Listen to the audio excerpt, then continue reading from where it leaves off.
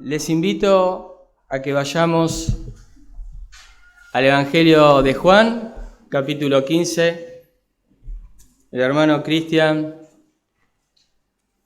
leyó del 1 al verso 16 como para ponernos en onda.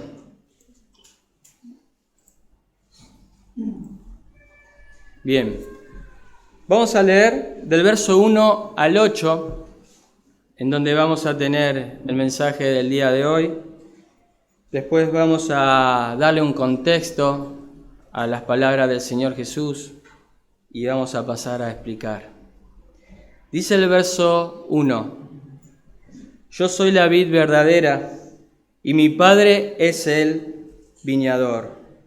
Todo sarmiento que en mí no da fruto lo quita, y todo el que da fruto lo poda para que des más fruto.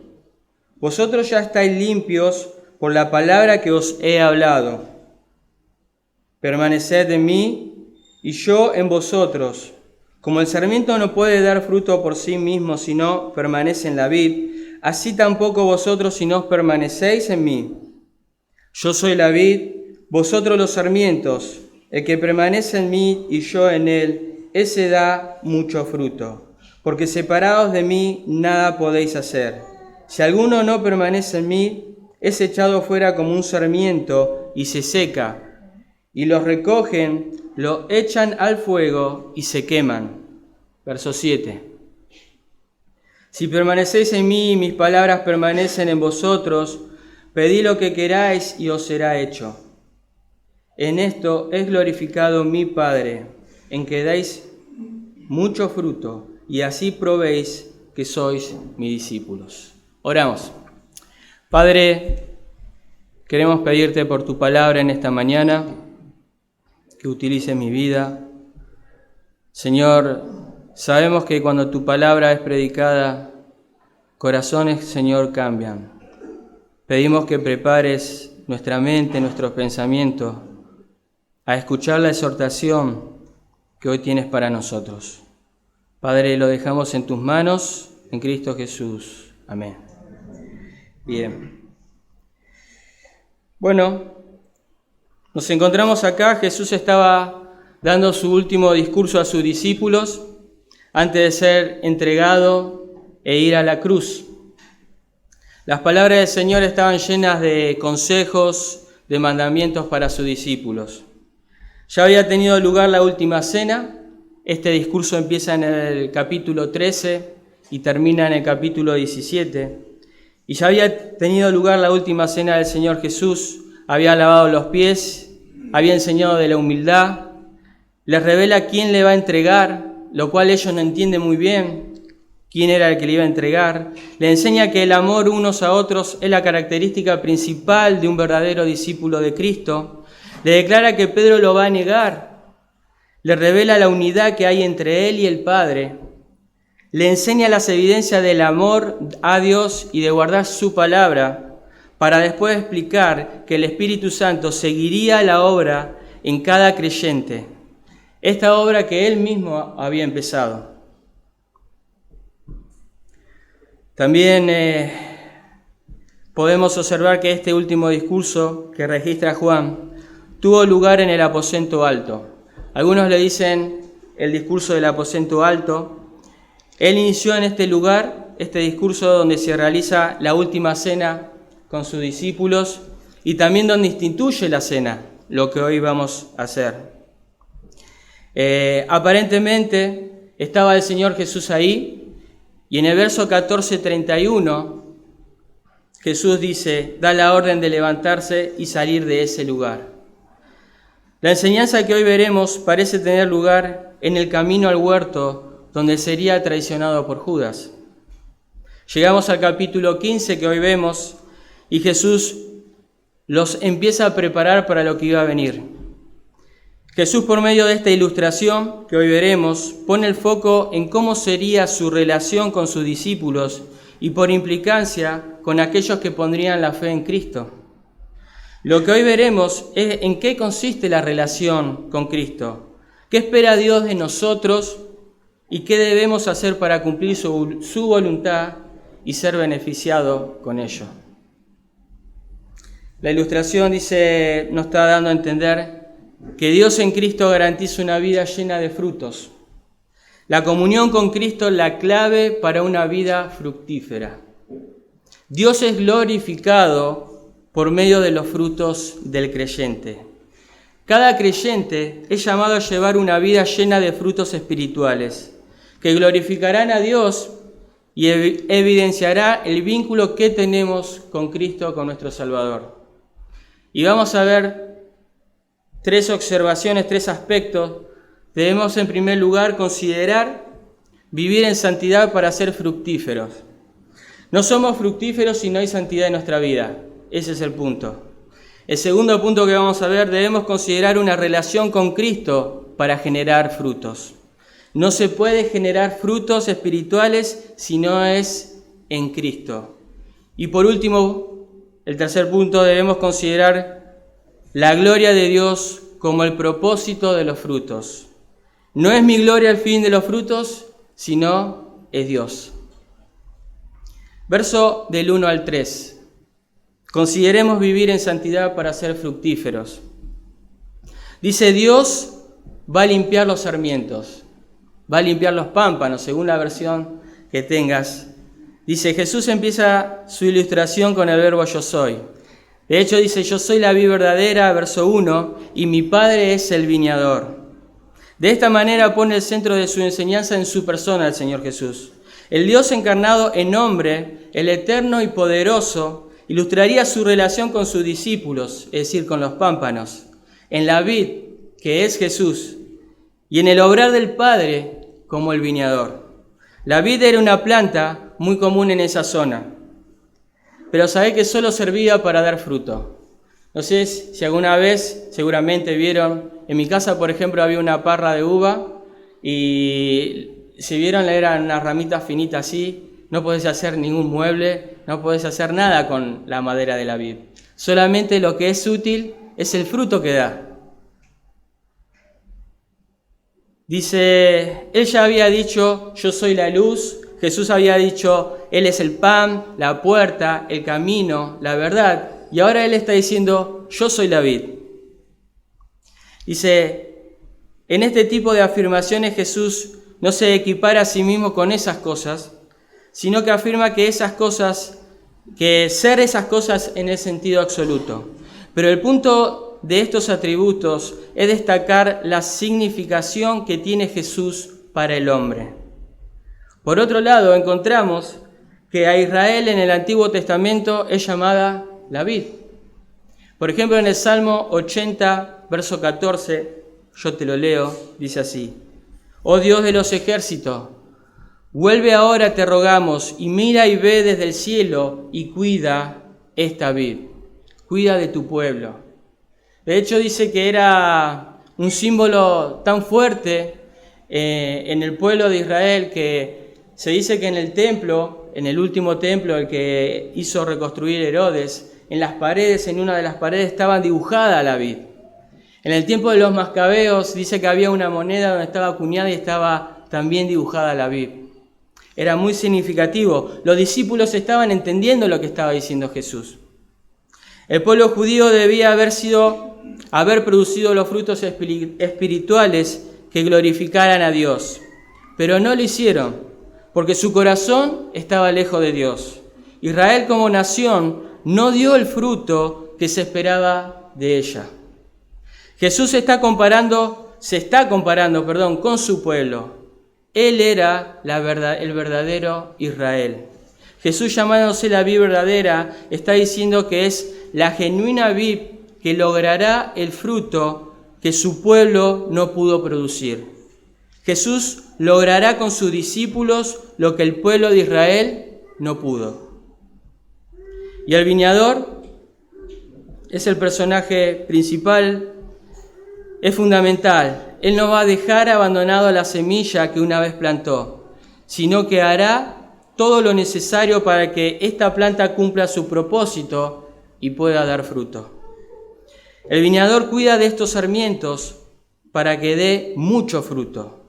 Pensamos en el viñador como quien poda, ara la tierra, riega y, como veremos, corta los sarmientos o los pámpanos que no da fruto y limpia a aquellos que están dando fruto.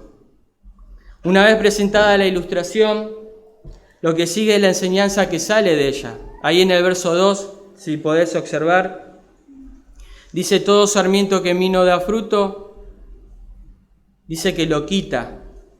Y todo el que da fruto lo poda para que dé más fruto. Es notable que la acción de quitar, fíjense, y podar es realizada por el viñador, que es Dios. Observemos que el pámpano o el sarmiento que ya está dando fruto será probado o limpiado. Estos son creyentes o discípulos verdaderos que son preparados para llevar una vida más fructífera. Jesús con esta ilustración está introduciendo el tema de la santificación de sus seguidores, de sus discípulos. Y de eso nos va a estar hablando. En el verso 6 veremos qué pasa con el que es quitado. Es como que lo dejamos ahora un poco en stand-by, porque no está dando fruto, es quitado. Podemos comentar que hay personas que dicen ser de Cristo y no da fruto. Dice que esa persona es quitada. Y podemos mencionar y hacer memoria de Judas Iscariote, ¿no? Él estaba con el Señor Jesús, él escuchaba la enseñanza del Señor Jesús, parecía ante los ojos de los hombres un seguidor de Cristo, un discípulo de Cristo. Pero nosotros sabemos que no era eso. De hecho, lo entrega. Estos son cortados. Parecen aparentar ser discípulos, pero la vida infructífera que llevan revela lo contrario.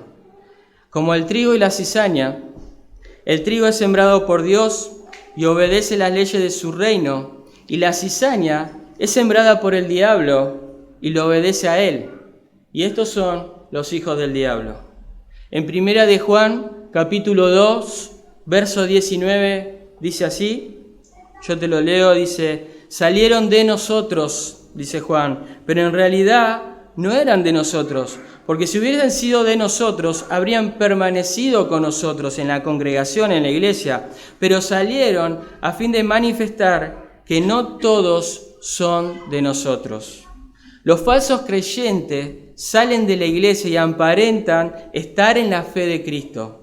Tan pronto las personas se apartan de la verdad, que es su palabra, y de la iglesia, que es la congregación, quedan expuestos a sus motivos apóstatas. Y el viñador actúa y lo saca. Ahora, nos debemos hacernos esta pregunta: ¿cómo obra Dios en la santidad del creyente? ¿O cuál es la función del viñador?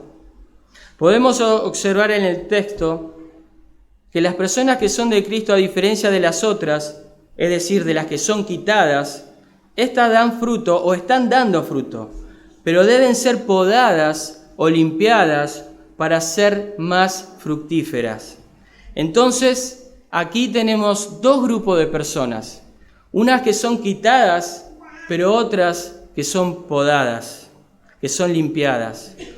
Y ahora vamos a desarrollar un poquito más esto. Dice: por esto entendemos que si usted se considera un discípulo de Cristo, debería estar dando fruto, sea mucho o sea poco, pero debería estar dando fruto.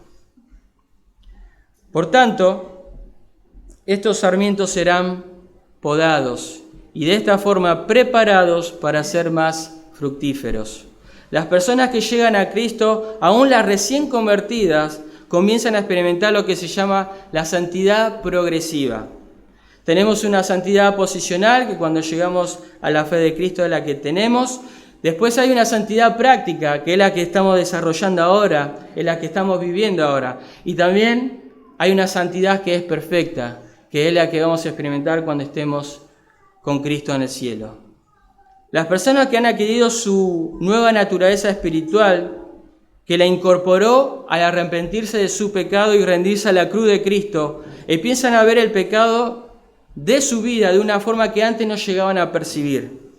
como quien se quita una venda de sus ojos y se mira ante un espejo y ve su realidad, que antes estuvo velada por la naturaleza caída en tinieblas. Por eso dice Juan, la luz brilla en las tinieblas y las tinieblas no la comprendieron. Es como si, por ejemplo, vos tenés un espejo, esos espejos que son altos, y siempre te cambiás delante de ese espejo, pero siempre lo hiciste con la luz apagada. ¿Está bien? Siempre lo hiciste con la luz apagada, en tinieblas, ¿no? Y te ponías la remera y te ponías el pantalón y las zapatillas, pero no podías ver bien qué era lo que te estabas poniendo. En un momento se hizo la luz y hay luz en esa habitación y estás delante del espejo y ves lo horrible que estás vestido. No sé, ¿te pasó? Y ves, qué horrible esto que me puse, este pantalón, qué mal que me quedan.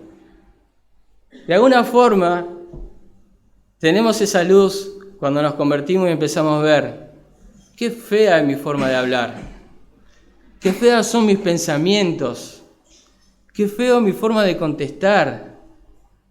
Y empezamos a ver lo horrible del pecado en nuestras vidas. Podemos tomar el ejemplo de Zaqueo.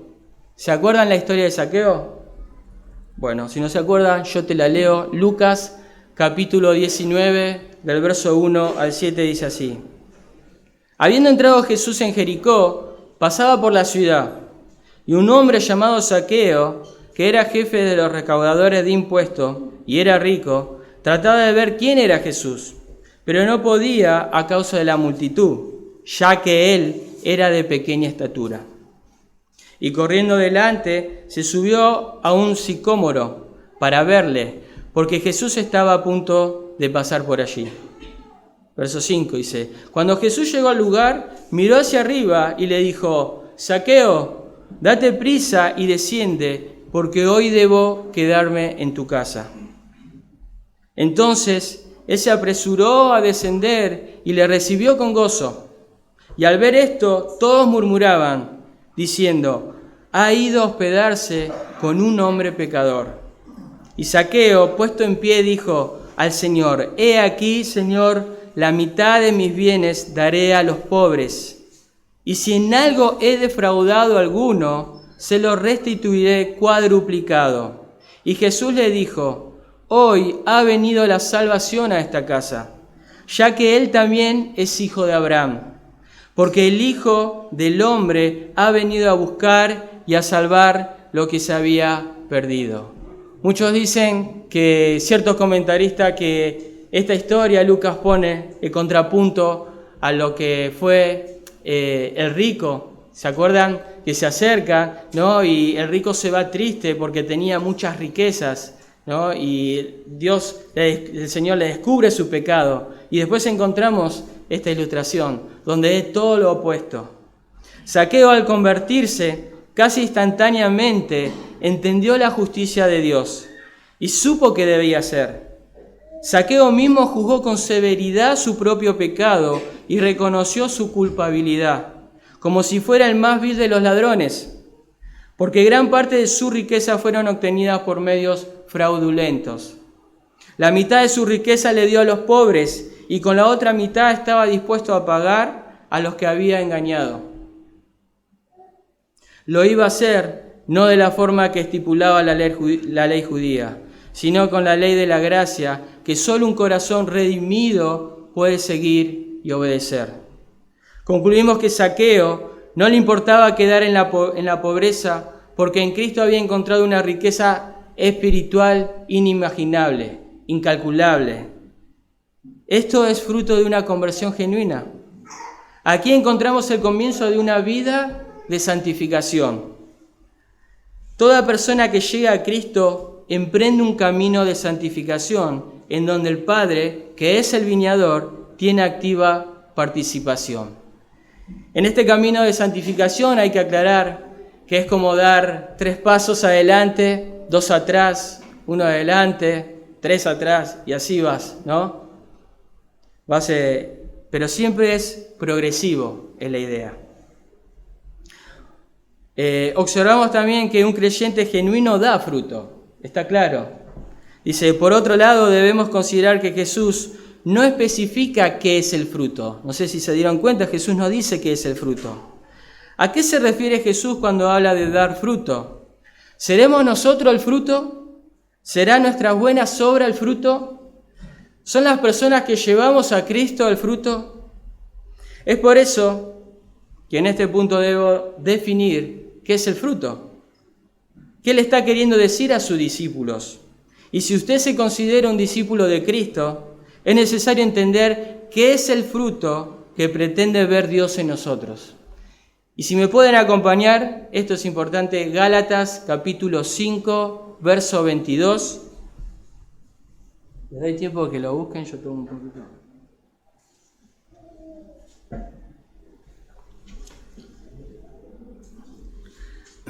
Gálatas capítulo 5, verso 22. Observen lo que dice del fruto.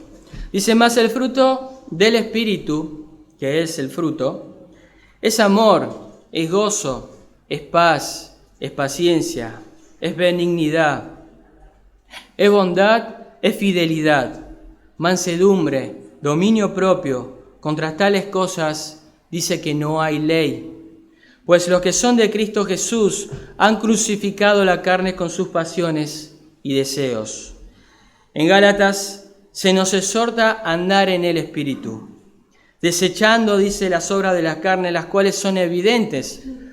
Antes de definir qué son los frutos del Espíritu, vemos que también Pablo define qué son los frutos de la carne. Y encontramos que hay inmoralidad, herejías, pecados sexuales, idolatría, y así enumera un montón de pecados. Y aclara que aquellos que practican y viven de esa manera no heredarán el reino de Dios. Este pasaje nos da a entender que el creyente tiene en su interior la presencia del Espíritu Santo, que mora en ellos, que mora en nosotros, el cual es el poder que Dios da para vivir una vida fructífera. Por tanto, si usted es creyente, tiene ese poder. Si usted es creyente, tiene ese poder. La idea de andar en el Espíritu, dando como resultado estos frutos, implica un progreso. Al igual que la santificación, que vamos de menor a mayor, los frutos del Espíritu también. Cuando empezamos nuestra vida cristiana, tenemos amor, pero cuando vamos a terminar nuestra vida cristiana, deberíamos tener más amor que cuando empezamos. Y así, con el gozo, con la paciencia, con la fe, con la bondad, con el dominio propio, etc. Entonces, a medida que el creyente se somete al control del Espíritu Santo y en obediencia responde a la palabra de Dios, el creyente crecerá en su vida espiritual. Por lo cual debemos entender que estos frutos moldean nuestro carácter, es decir, moldean tu carácter, desde nuestro interior, haciéndolo evidente exteriormente. El propósito del Espíritu Santo no es hacer una mejor versión de nosotros, sino formar a Cristo en nosotros. Es decir, Dios no te quiere hacer un mejor Nicolás, un mejor Matías, mejor Jessica, no. Dios quiere hacer algo totalmente distinto. Dios quiere que en Matías, en Jessica, en cada uno de ustedes se vea a Cristo a través de estos frutos. Dice Pablo en Gálatas, y lo especifica, sufro dolores de parto hasta que Cristo sea formado en vosotros. Gálatas capítulo 4, verso 19. Si esto es así, podemos amar como Cristo nos amó, al punto de dar su vida por nosotros. Podemos gozarnos como Cristo se gozaba, a someterse al Padre y hacer su voluntad. Podemos tener la paz de Cristo, sabiendo que tenemos todo, aunque no tengamos nada. No de una forma perfecta, debemos aclarar, pero sí de una forma evidente y de una forma progresiva. Concluimos que el fruto es Cristo. El Espíritu quiere formar el carácter de Cristo en usted. El viñador, que es Dios, como dijimos, para hacer esto posible, se deshará de las obras de la carne y podará, cortará quitará el pecado que estorba. Eso lo hará con el fin de que puedas amar a otros, tener gozo, mostrar paz, experimentar bondad, paciencia, etc. Y vamos a ver cómo Dios lo hace.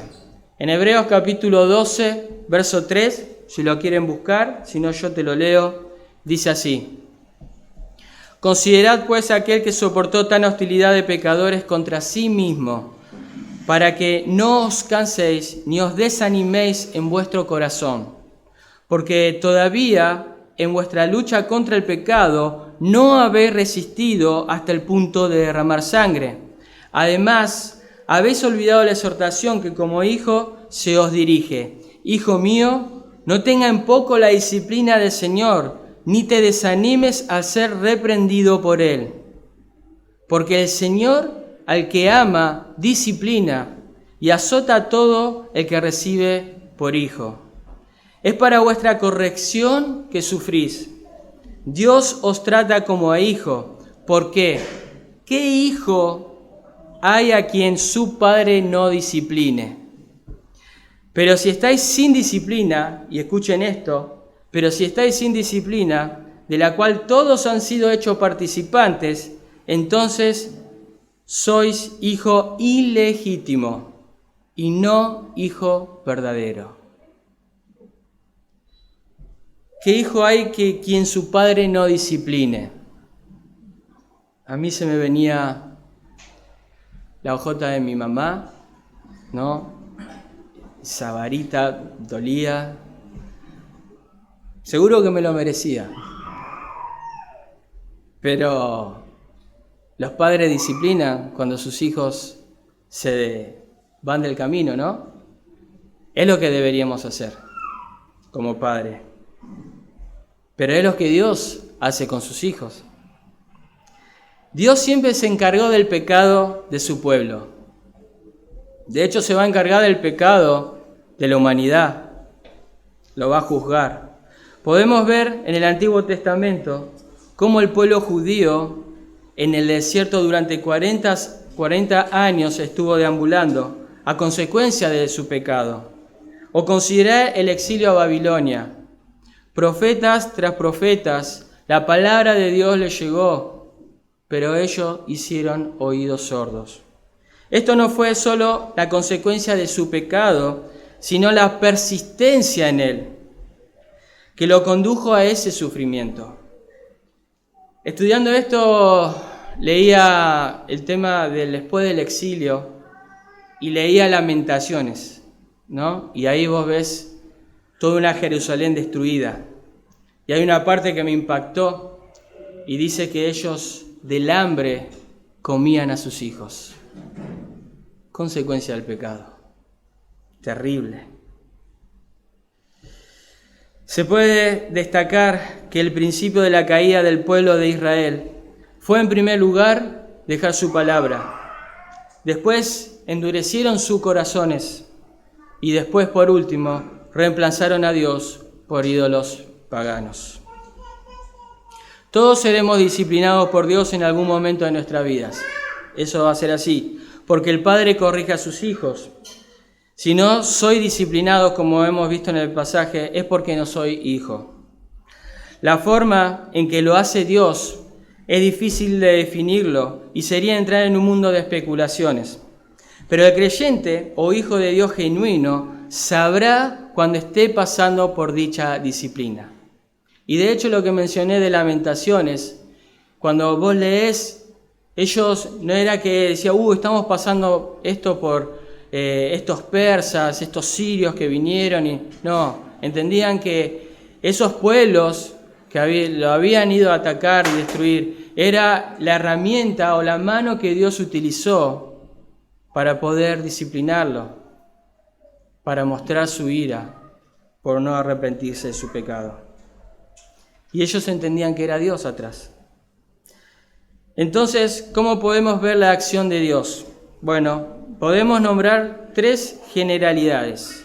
Dice, por acción directa de Dios en alguna circunstancia de nuestras vidas, por acción de su palabra al exponernos a ella y entender, estoy mal, y corregimos nuestra vida, por acción de su iglesia a través de los hermanos y también de la práctica de la disciplina que ejerce la iglesia sobre sus miembros.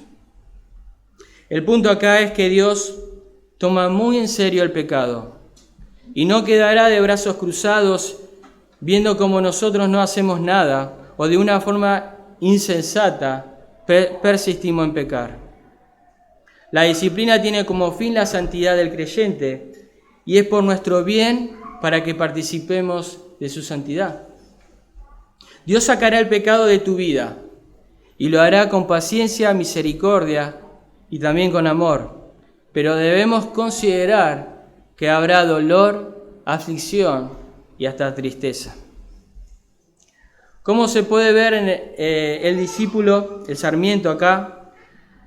Esta acción parece que los discípulos son pasivos, pero no es totalmente, ahora vamos a ver. Y Dios, el viñador, es activo, como que Él está haciendo, está limpiando. Pero es necesario que cada uno de nosotros a esto lo tomamos como una advertencia. Debes tomar muy en serio el pecado en tu vida, porque si tú no haces nada, Dios lo hará y será implacable. Cuando nos esforzamos para vivir en santidad, contamos con el poder de Dios para hacerlo, porque Él es el que produce que esto sea así en nuestra vida. Como el querer y el hacer es producto de Dios. Dios está atrás de esa acción. Si tus pensamientos, esto es dirigido a los hombres, si tus pensamientos son lascivos o lujuriosos al mirar a una mujer, debes hacer algo. Si tu enojo te domina y escala hasta estallar en ira, debes hacer algo. Si no puedes perdonar a tu esposa o esposo, padre, hermano, debes hacer algo. Podemos decir que así como es natural podar una planta para que su producción se incremente, es de esperarse que Dios actúe sobre tu vida y quite el pecado o lo que estorbe para que puedas crecer en santidad. Y entendemos, y esto conocemos muy bien, que Dios es radical con el pecado. Dice, si se acuerdan, si tu mano o tu ojo te es de tropiezo, ¿qué hay que hacer? Cortarlo. Es tu responsabilidad hacerlo. Él solo te da el cuchillo o lo deja a tu voluntad. Dios es paciente y te va a mostrar lo que hay que sacar, porque su voluntad es nuestra santificación. Pero cuando ve que nosotros no hacemos nada por quitar el pecado, tenemos que entender que Dios va a actuar. El verso 3 amplía un poco más la idea y dice: vosotros ya que estáis limpios por la palabra que yo os he hablado. Esta frase de Jesús puede entenderse a la luz del capítulo 13, verso 10, en el mismo discurso dice, en donde le lava los pies a sus discípulos y le dice, el que está lavado no necesita sino lavarse los pies, pues está todo limpio y vosotros limpios estáis. La limpieza que recibimos por Cristo en la salvación nunca debe repetirse. La expiación es completa, pero todos los que hemos sido limpios por la gracia de Dios necesitamos un lavamiento constante en el ámbito de la experiencia diaria, en donde tiene lugar la batalla contra el pecado y sus apetitos. Todos nosotros estamos en ese proceso de santificación personal, por eso hay que confesar pecados todos los días y estar a cuenta con Dios. La palabra de Cristo, cuando mora en abundancia, limpia tu vida, limpia tu mente, limpia tu corazón, reprende, corrige tu vida y te instruye en la justicia de Dios. Jesús dijo, santifícalos en la verdad, tu palabra es verdad. Y el viñador la usará como una herramienta filosa y útil para hacer los cortes necesarios en las vidas de sus discípulos y de esta manera poder dar más fruto. Paramos un poquito y pensamos, nos preguntamos esto, ¿está habiendo un crecimiento en tu santificación? Desde el momento que te convertiste hasta hoy, ¿Podés decir que sos más santo? ¿Podés decir eso? ¿Hay pecados que ya lo has dejado? ¿Hay pecados en los cuales estás luchando para dejarlo? Si estoy en ese proceso de santificación es porque fluye una vida espiritual. Y esta vida es sostenida solo en comunión con Cristo. Del verso 4 a 6, entonces debemos considerar una relación con Cristo para generar frutos. Como dijimos antes, no se puede dar frutos si no es en Cristo. Dios establece la forma que los sarmientos, es decir, los discípulos, sean fructíferos. El verso 4 al 5 lo leo nuevamente, dice: permaneced en mí y yo en vosotros. Como el sarmiento no puede dar fruto por sí mismo si no permanece en la vid, así tampoco vosotros si no permanecéis en mí. Verso 5 dice: yo soy la vid, vosotros los sarmientos. El que permanece en mí y yo en él, ese da mucho fruto, porque separado de mí nada podéis hacer.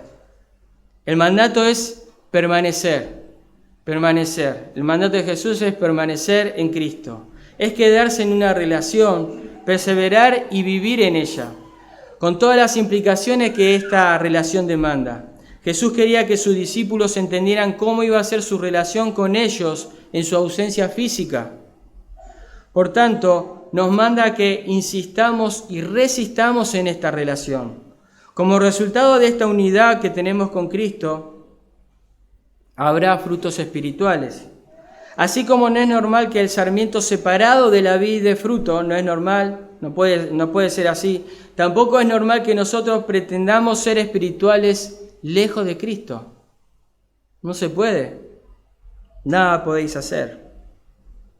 Y repito la observación, dice: a nosotros no se nos manda a dar frutos, sino permanecer en esta relación para dar frutos. Jesús no nos está diciendo que demos frutos, sino que permanezcamos en Él. Y en estos 8 versículos lo menciona 7 veces, muy enfático: permanecer, permanecer, permanecer. Hay un solo mandamiento aquí, es permanecer en Cristo. Jesús estaba dándole su último discurso, como dijimos, a sus discípulos antes de ir a la cruz.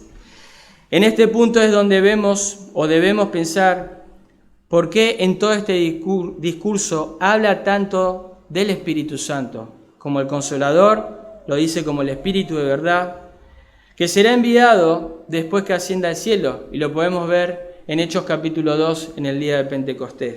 Hoy en día el Espíritu Santo está en cada creyente. El Señor enseña cómo es que el creyente experimenta esta relación con Dios. En Cristo a través del Espíritu Santo. Por eso dice Juan 14:16, y yo rogaré al Padre, y Él os dará otro consolador, para que esté con vosotros para siempre. Cristo está con nosotros a través del Espíritu Santo. Jesús permanece de manera continua en sus discípulos, y ellos en Él por medio del Espíritu Santo. Cuando el Espíritu Santo llega a nuestras vidas, nos da el poder para permanecer en esta relación con Cristo. Concluimos que el poder para permanecer en esta relación lo da Dios. Pero la responsabilidad de permanecer en Cristo se coloca sobre cada uno de nosotros. Por lo cual debemos entender que la voluntad del hombre y la gracia de Cristo viajan en el mismo tren o no están divorciadas una de la otra. Dice: yo permanezco en Él y Él en mí. Podemos ver que Jesús no está condicionado en esta relación. Dice: y yo en Él o en vosotros. Pero nosotros sí estamos condicionados. Si yo no permanezco en Cristo, seré menos fructífero. No se puede sostener una vida espiritual sin depender de la gracia de Cristo. Jesús, la vida verdadera, capacita a todos los que permanecen en Él para producir muchos frutos a través del Espíritu Santo, como ya lo hemos visto. Juan 15:16 dice así: vosotros no me escogiste a mí, sino que yo os escogí a vosotros y os designé para que vayáis y deis frutos, y que vuestro fruto permanezca. Los frutos genuinos son perdurables, son veraces y como fin glorificará a Dios. Pero encontramos también aquí que hay personas que no tienen esta relación con Cristo. Y fíjense el verso 6 de este capítulo. Si alguno no permanece en mí, es echado fuera como un sarmiento que se seca, y lo recogen, lo echan al fuego y se queman. Es duro el Señor lo que está diciendo. Dice, Cristo vino a reconciliar al hombre con su Creador. Dice que la luz vino al mundo siendo Cristo. Pero entendemos que el mundo, ¿qué hizo al hombre? Lo rechazó. Esta relación, todos sabemos que fue cortada en el Edén. Todo hombre que nace separado de Dios, destituido de la gloria de Dios, sin relación con Dios. Nuestro puente a Dios es Cristo. Y aquí estamos hablando de lo que son en el versículo 2 son quitados. Dice, la obra redentora de Cristo en la cruz es lo único que reconcilia al hombre con Dios.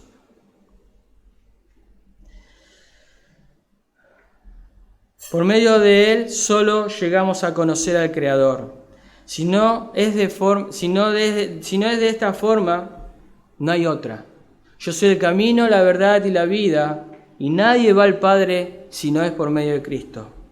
Así como una relación con Cristo es característica por frutos espirituales, la incredulidad revela también su fruto y traerá como consecuencia el juicio de Dios sobre aquellos que no se arrepienten de sus pecados y ponen la fe en Cristo. Aquí seguramente, hoy, los que estamos aquí, hay personas que están en esa condición espiritual, separados de Dios, sin relación con Dios. Por más que hagan fuerza y congregarte y quieras imitar los frutos del Espíritu, no vas a poder si no eres un hijo de Dios, si no tienes una relación con Dios. Mateo, capítulo 3, verso 10 dice, y el hacha, Juan el Bautista estaba diciendo esto, y el hacha ya está puesta a la raíz de los árboles. Por tanto, todo árbol que no da buen fruto es cortado y echado al fuego. El 11, yo a la verdad os bautizo con agua para arrepentimiento, dice Juan, pero el que viene tras de mí es más poderoso que yo, hablando de Cristo, a quien no soy digno de quitarle las sandalias. Él os bautiza con el Espíritu Santo y con fuego. Y acá es duro y dice, y el bieldo está en su mano y limpiará completamente su era y recogerá su trigo en el granero, pero, fíjese esto, quemará la paja en el fuego inextinguible. Es el infierno. El pasaje está diciendo que donde no hay arrepentimiento de los pecados, lo único que queda de esperarse es el juicio de Dios. En este punto deberíamos reflexionar sobre dos cosas. ¿Cómo estamos viviendo nuestra vida cristiana? Y en segundo lugar, sobre nuestra salvación. Si realmente somos hijos de Dios. Strauss resume el mensaje de todo el Evangelio de Juan en una oración y dice así: Jesús es el Hijo divino de Dios que revela al Padre, proporcionando vida eterna a todos los que creen en Él. Y ahí está. Debes poner tu confianza, tu fe en la obra redentora de Cristo, arrepentirte de tus pecados e ir a Cristo. Hoy acá hay dos clases de personas entre ustedes, como dijimos. Algunos son discípulos de Cristo, otros parecen serlo, pero no lo son. Algunos son creyentes y están luchando con el pecado, otros no lo son y están ocultando su incredulidad. Lo que te puedo decir que hoy es el día de arrepentimiento y hoy es el día de ir a Cristo. Si tu vida ya está en ese proceso de santificación, y seguro que si sos un hijo de Dios lo está, y tu relación con Cristo está dando frutos, consideremos entonces el último punto, que es vivir para la gloria de Dios. El verso 7 al 8 dice: debemos considerar la gloria de Dios como el propósito de los frutos. Dios cumple su propósito en los sarmientos, y Él va a revelar su gloria a través de ellos.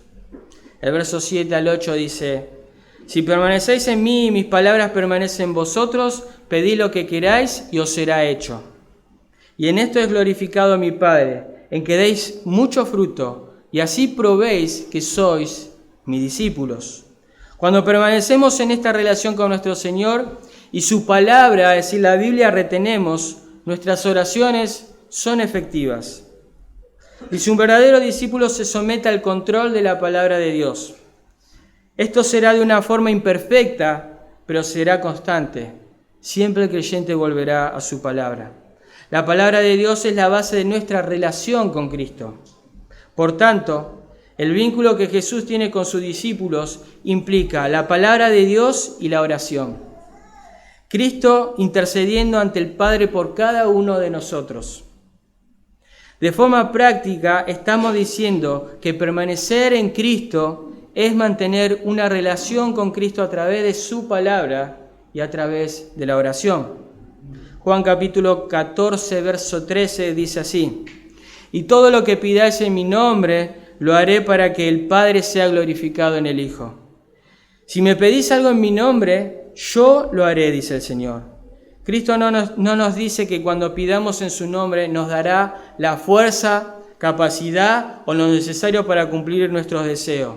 Lo que está diciendo que todo lo que pidamos en su nombre, conforme a su voluntad, el cual incluye su palabra, el mismo Jesús lo va a hacer a través de nosotros, para que el Padre sea glorificado en el Hijo, y esto es Jesucristo.